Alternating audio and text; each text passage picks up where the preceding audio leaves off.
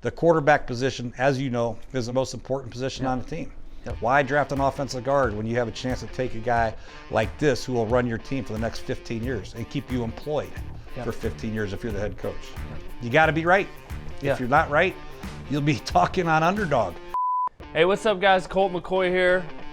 Got my old ball coach, Jay Gruden. We're looking at the top prospects at quarterback today. You know, my brother always used to say RCE, recognize the defense, communicate, and then execute. He does that as good as anybody. Quick release, I mean, pop, bang. I go, holy shit, how'd you know that? All he does is win, win, win, no matter what.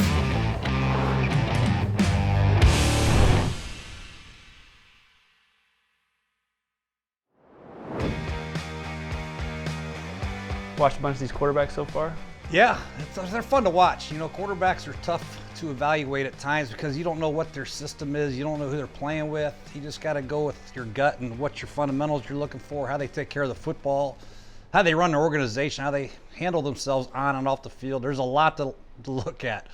Their health, their durability, the amount of plays they played. I mean, you can make a list of grading a quarterback of about 150 things, and you're still not going to be right all the time. If you were to take me into like the combine room where you're talking to quarterbacks, like you've looked at them all your years of breaking them down, like what are some of the questions that you ask these guys when they come in? Are you putting on tape and saying, hey, you know, tell me this concept and what the read is, or you ask them like personal questions? Where do you go with that? Try to get the personal questions out of the way early.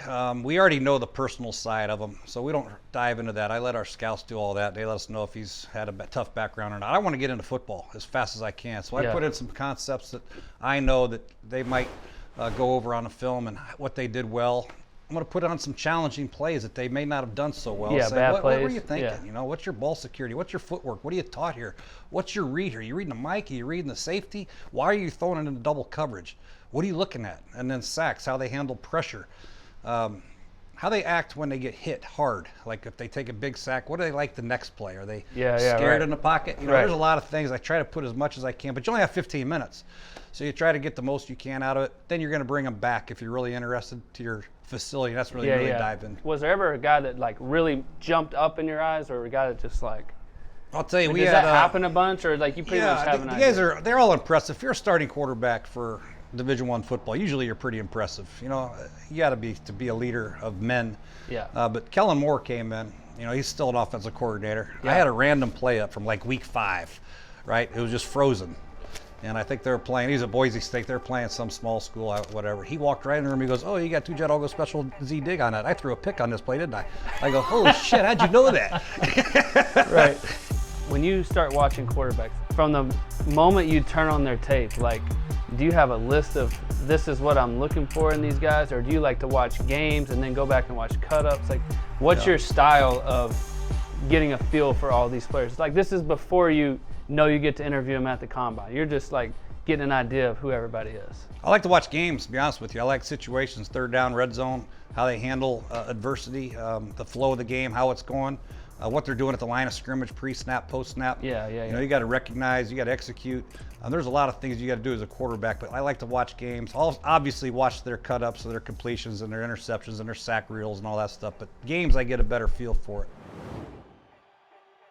When I turn on the tape with Caleb, I just feel like he's just smooth. Like sometimes I feel like he's a little bit bored out there. He won't throw some things in rhythm. Sometimes he'll just dance around the pocket, create a play, you know, throw a strike down the field. It's honestly fun to watch. Of all these guys, his ability to extend the play and be accurate off platform, going to his left, going to his right, throwing on the right.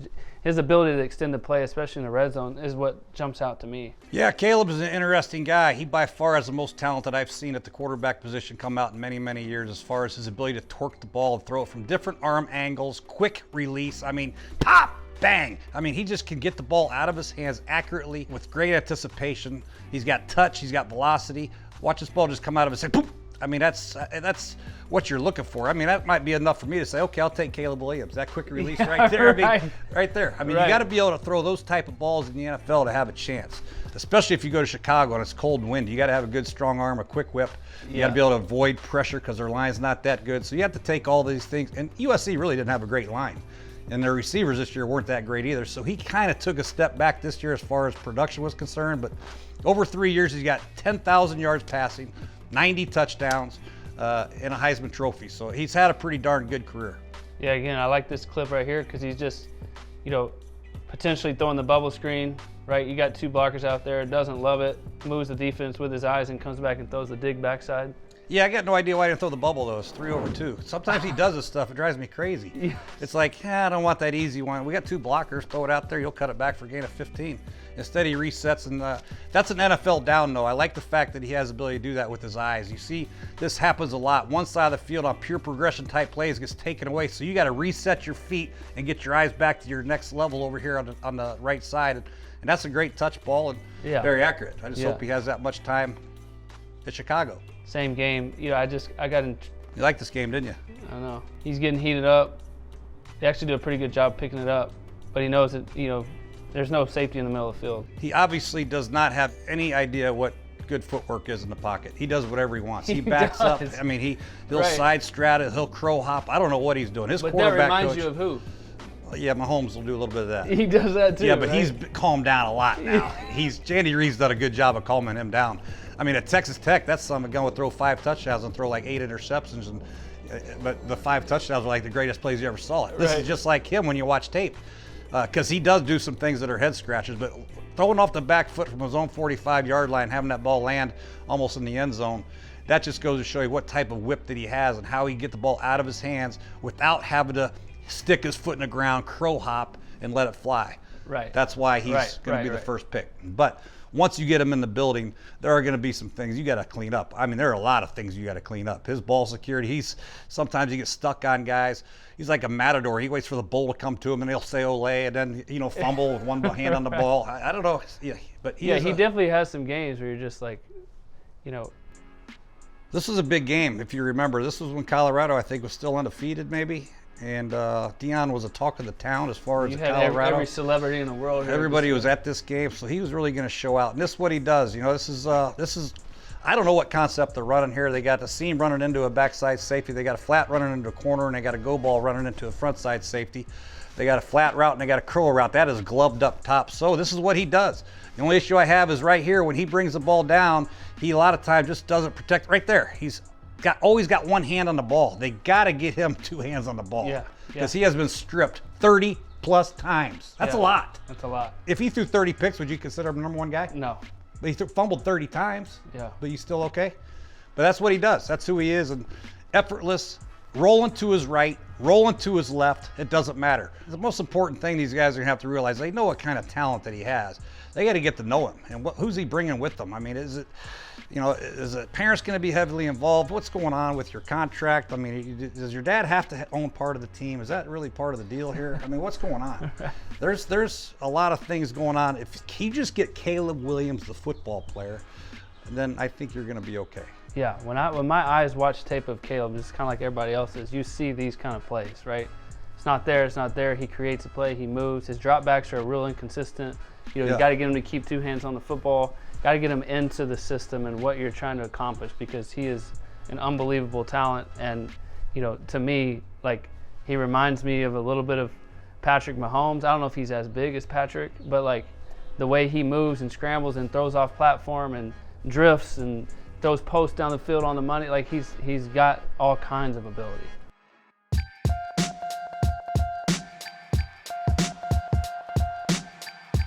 Tell me what you think about Jayden Daniels. Whew. He's got some production. I mean, rushing the ball, throwing the ball. What I really like about Jayden Daniels is at Arizona State, he was a run-first type guy. He could throw the ball, but when the rush came, he'd look at the ground and he'd try to run and use his escapability. He had some success. He had some good throws at Arizona State. But he has morphed into, he can throw the ball in the pocket. And he's going through progressions, and he's dropping the ball in different spots. He's learned how to throw the ball. Doug Nussmeier, the offensive coordinator there, did a really good job with the 3-level throws that they do, some of the quick game that they do. Protection-wise, he's done a good job. But I just think the rate of improvement that he's had over the course of 5 years, and 5 years, not many guys get to play 5 years, but congratulations, has been pretty impressive, really. You know, you just worry about his stature. He's a tall, skinny kid, but he can really run, and he's learned how to throw it. I don't know how good his arm is. You know, he's pretty accurate with the deep ball. It kind of floats out there. Doesn't have a lot of pop on it, you know, that you like to see.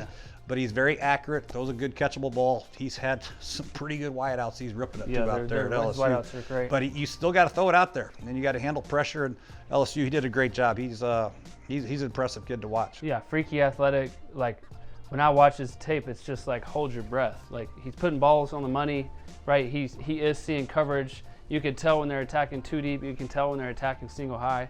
But then when he brings the ball down and goes, like there's some juice there. Like he'll run by you. He'll make you miss. Like it's you kind of see everything on. It's hard to almost compare him to anybody else. I think at Arizona State, he figured if he threw it, he wasn't sure the guys would catch it.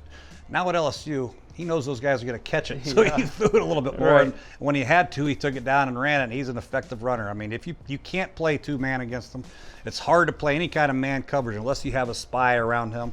You know, so he's going to give people fits. Quarters coverage is going to be hard because people got to match up underneath quarters, and he's going to be able to run for yards and that. So you're going to have a limited type of defenses that you can play against him. You're going to play a lot of zone, eyes on the quarterback. Yeah. And then if he can pick apart the zones, he'll have a lot of success. Yeah. I put this on here, right? He knows where he's going. The football is not there. He moves. And kind of same thing, like moving to his left, quick twitch, finds the receiver across the middle for a first. Like, yeah, I like how he stands in the pocket first. Right here, if he frees it right there, see how his feet, he's ready to throw the ball. He's got the ball in a good throwing position, so no matter what happens, he's going to take a small step to be able to get that ball out. I don't like when quarterbacks' feet come together, then they got to take a big step. Yeah. He's ready to get that ball out quickly and effectively, and his eyes, he might be staring too long, but he's staying in there with patience. He's not looking to run. You know, at Arizona State at this time, he would have been gone. He would have run the ball. Now he's trying to go through his progressions, which I like. Can't find it. Now he feels the up and under rushed by the defensive end. Gets out of there, two hands on the ball. Not a great ball right here thrown to his left, but a really good play. I mean, these wideouts. Sick. His wideouts are great. This is sweet right here. A little play action, pulling the guard, rolling to your left, flipping your hips. Another one. You know, you got to have eyes on the post safety, right?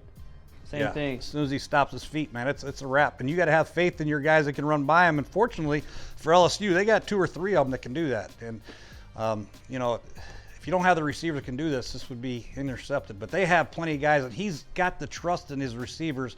That's why I think he's become such a better quarterback, because he realizes that he can put the ball up and these guys will go get it. They've helped him become better, and he's helped them become better, which why I like all 3 of these guys from LSU. They're exciting to me. I mean, this thing's on a rope.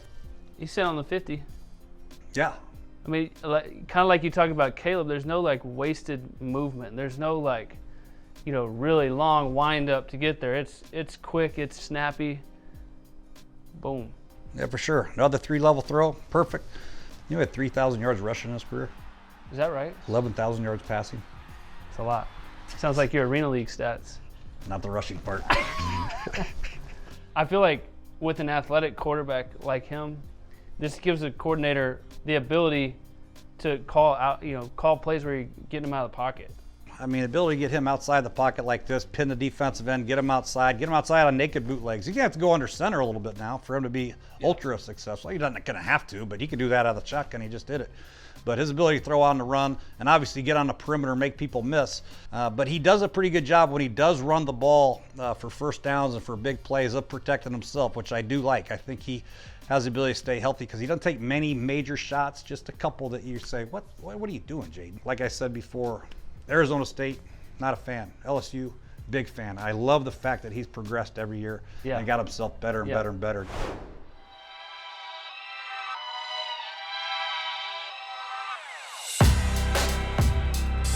Drake Maye, got to spend some time with him during the Super Bowl.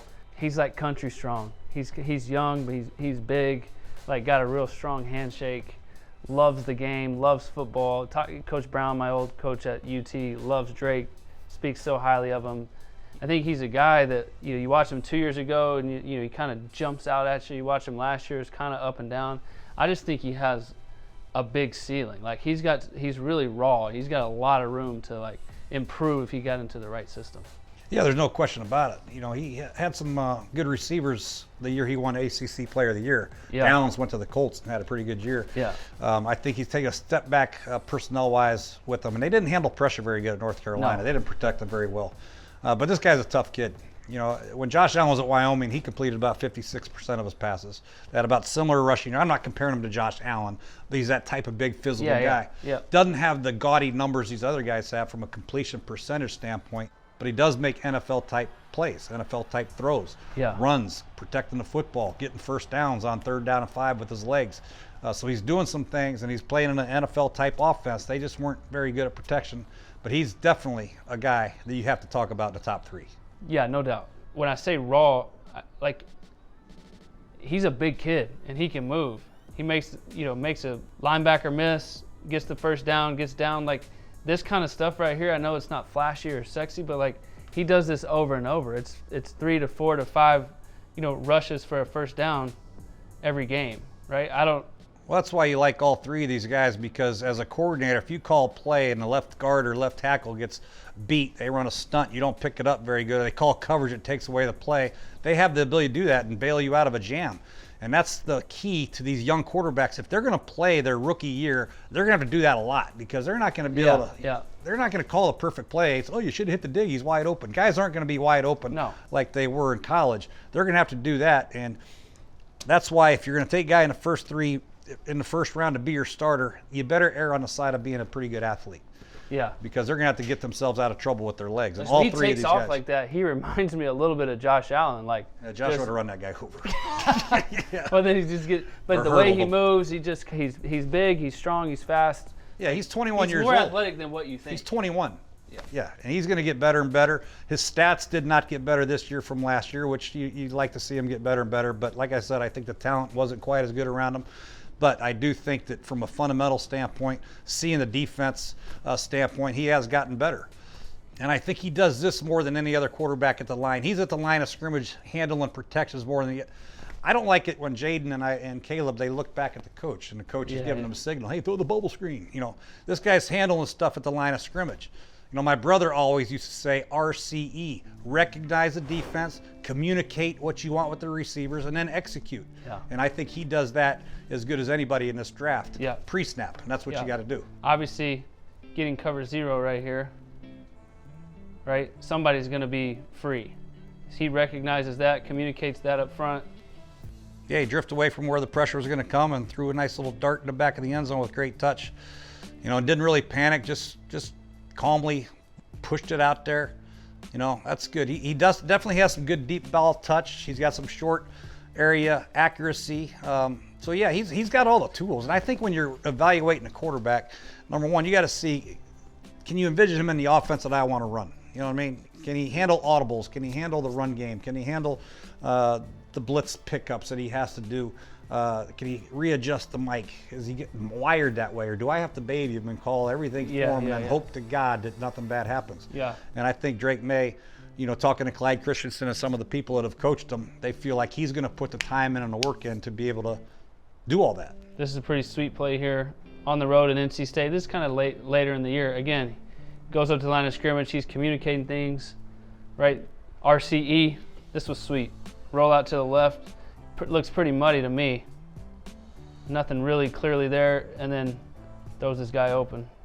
Yeah, what down was that? He probably should have taken a flat there, but this is what these guys do nowadays. They just say, hell with it. I'm going to make a better play. Instead of taking the easy flat route for gain of 5 and going to the next play, I'm going to flip my hips around and throw a sidearm ball off my left foot to a guy drifting. Wow, I can't believe that wasn't picked. But yeah, that was a hell of a throw. But you like to see, this is kind of cool to see because you want to see him throw at different arm angles. That's right. Throwing to his left, getting the ball low instead of, the prototype typical 3-step drop throwing a hitch route. But yeah, that's a pretty impressive throw. There's one of us sitting right here that can make that throw. Yeah, I can't even. But seriously, maybe take the flat, but when you're looking at evaluating these guys, this got to come into play, right? Off platform, rolling to your left, we've seen all these top guys do it, but that's a ridiculous throw for a touchdown. The thing you have to do is all these guys obviously have some athleticism. Caleb, Jayden, Drake, they have athleticism, right? Now you got to go into the accuracy and the ball placement. Drake right now is probably last of the three when that, as far as accuracy and ball placement. And then you got to go into all the character part of it and who's going to be the face of the franchise. Can you envision this guy being the face of your franchise? And I think everything that I've heard of as far as him on and off the field, this guy is going to put the time in. Not to say the other guys aren't. Yeah, right. This is a slam dunk for a guy that's going to be first in the room and last to leave. He's want to be great. And that makes a big deal. Now, whether that works out, I've seen a lot of other guys who have failed that have put the time in. Yeah. Right? It doesn't always work out. Yeah. But you know he's going to do that. If he has a skill set to back it up, then you got yourself a player. J.J. McCarthy. All he does is win, win, win, no matter what. And he's still getting criticized. That's right. You know, nobody likes this guy because he's 25-1 as a starter or something like that. Ridiculous. Undefeated, 14 National champion. National champion. But his highlight reel really isn't that impressive, is it? I mean, it's kind of boring. He's a wild card in the draft. I don't know what to do with him. I think Harbaugh is going to draft him first round. Yeah, he might. You never know. I think there's a lot of teams that are interested in him because he's efficient with the football. He's consistent. He's thrown for like 6,000, 5,000 yards in his career. Yeah. He's only thrown minimal interceptions. He doesn't turn the ball over. There's a lot to be said about that. Yeah. He keeps his team in position to win. They obviously have good run audible checks. He puts the team in the right offense. He protects himself. He's ready as far as an NFL play caller at the line of scrimmage. Right. He gets in and out of stuff at the line of scrimmage. He'll check to a run. He'll check to a pass. Like, he does a bunch at the line. If you got to play a rookie at quarterback, having the experience of this is very important. Now, if you don't have to play him as a rookie, then none of that really matters because they'll learn your system. But have the ability to go to the line of scrimmage, recognize, communicate, and execute is very important, and he can do that. Now, he hasn't done enough on the big stage as far as setting his feet and making people miss and throwing the cool passes that Caleb Williams and Jayden Daniels and Drake Maye have done. Yeah. But this guy has one. He protects the football. And I said he reminded me of, not the way he plays, but of Alex Smith, right? He played for Harbaugh. They're both very accurate with the football. They don't make many mistakes. They're not real flashy. But at the end of the day, you have a winning record, and you're in position to win championships. Yep. He's pretty athletic, too. Watch this play against Alabama. They run the throwback. I ran this against the Chargers one year. Ridiculous one-hand catch, flips his hip, throws a strike downfield, takes a big hit. I mean, in one play, you sort of see, like... Yeah, I wouldn't say that would be the play that I would grade him on as quarterback. No, but you see some athletic I don't really ability, care right? if he can catch the damn ball one-handed. I need to see if he can throw the ball one-handed. You know, yeah, but you can tell. I mean, most of these quarterbacks are pretty good athletes. You know, you got to be a Division I athlete. And, yeah, he's just That's ridiculous. A lot of flat routes, a lot of hitches, a lot of shallow crosses that you see in the NFL. Not a lot of splash and flash, but a lot of efficiency, which is really exciting for a coach if you want to have a quarterback put your team in position to win. You may not win because of him, because of a scramble sidearm play, but this is a hell of a throw right here. You got a unblocked guy, the right tackle, just absolutely Olay. Hey, McCarthy didn't get him a Christmas present, man. Something. I mean, get your tackle a Christmas present. That's awful. But to feel that and then to speed up your delivery is what a lot of guys can't do. Yeah. A lot of guys can't feel this pressure coming in his face. They just melt, take a sack, or try to step up and scramble. It's feeling that and speeding that up. That is an important trait to have as a quarterback. I know it's only a stick route, but he didn't really change his feet. His feet were ready to go. His shoulders are looking elsewhere. He knows where the guy is going to be and gets it out and takes a shot. It's high level. That's a great play because it's the only play that he had. That's the only play. Yep. Heard that before. Yeah, I've said that. Why was that a great play? Because that's the only play. I stole that from my brother, too. I stole that from my brother. Yeah, this is why teams like Kevin O'Connell, teams like the Rams, this is what they do. They do the play-action pass, get him outside the pocket. Now you got to read the levels. You got a corner. You're reading this corner. You got a hitch route right here. If he buzzes underneath it, you got the low cross coming behind it. You got to make your decisions quick. You look for the corner, found the hitch, and got it out quick on the move and got an efficient first down. Not flashy, but it's a play that you had to make that moves the chains against the Penn State Nittany Lions, which is a big-time rivalry, and they were a really good football team.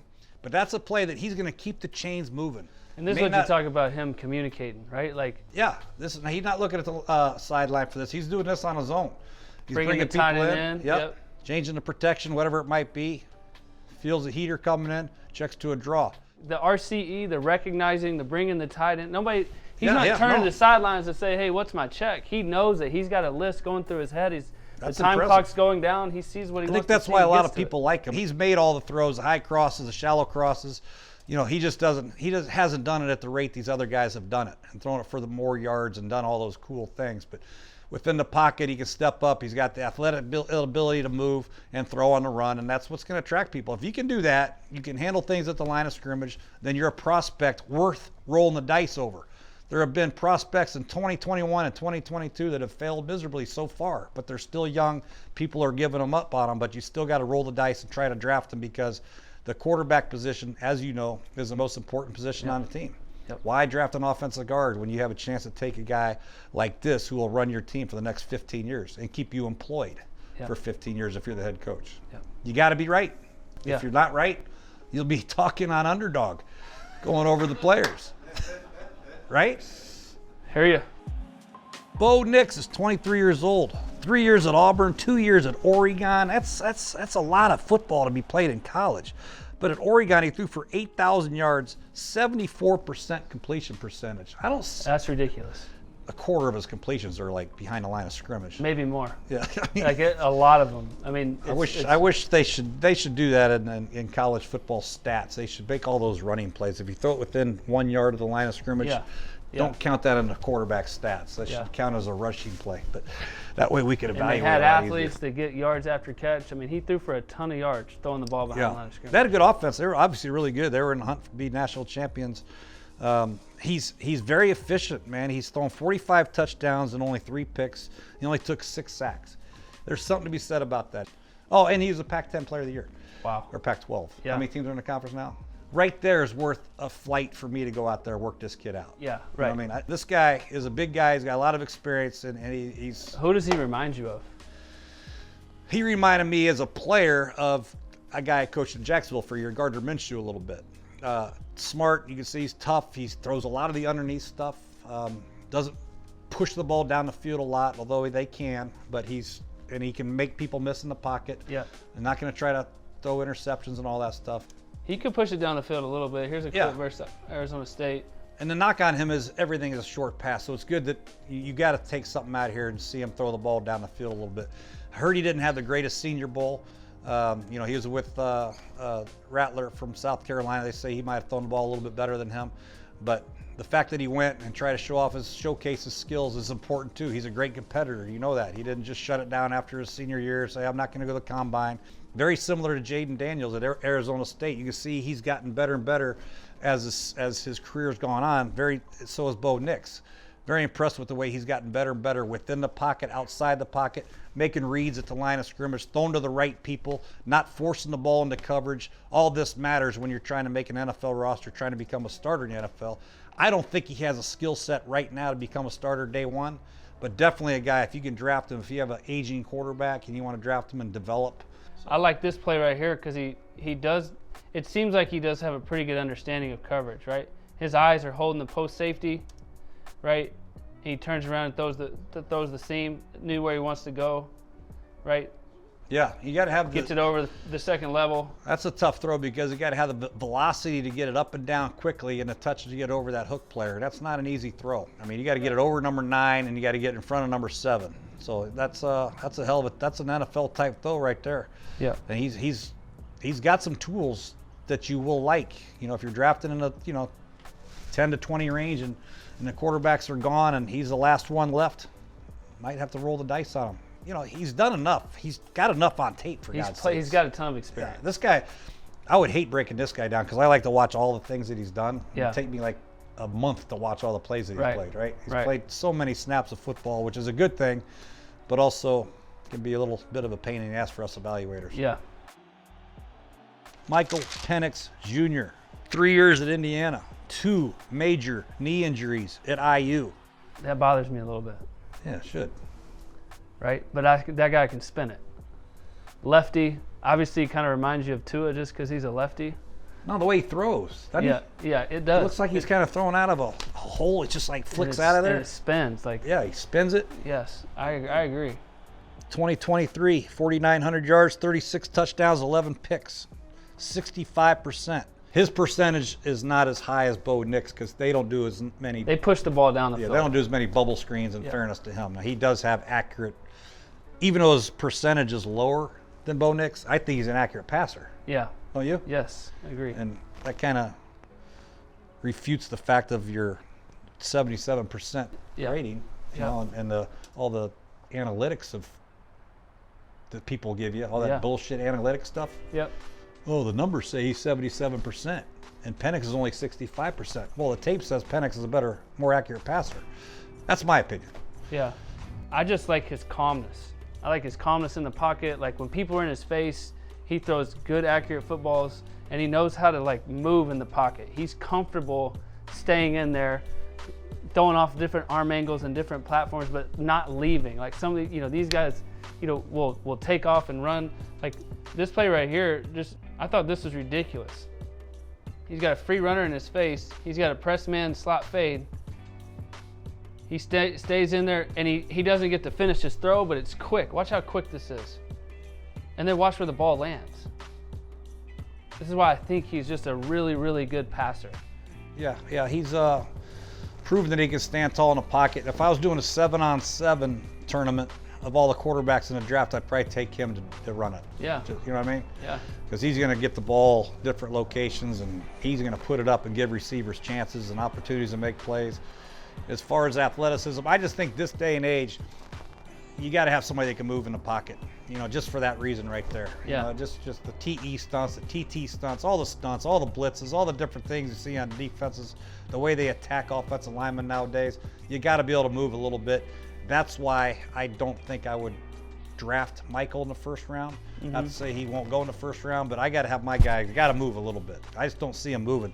Although he's only been sacked like 30 times and 2,000 dropbacks. He does throw the ball away, and their offense is built to like push it down the field. He operates well in the pocket. Guys in his face, he can move, he sidesteps, he feels pressure on one, he'll step up and still throw the ball. If it's not there, he'll throw it away. He has made plays with his feet. Yeah, I think what's going to set him apart, again, J.J. McCarthy, Bo Nix, these guys all apart, which I don't know their personality.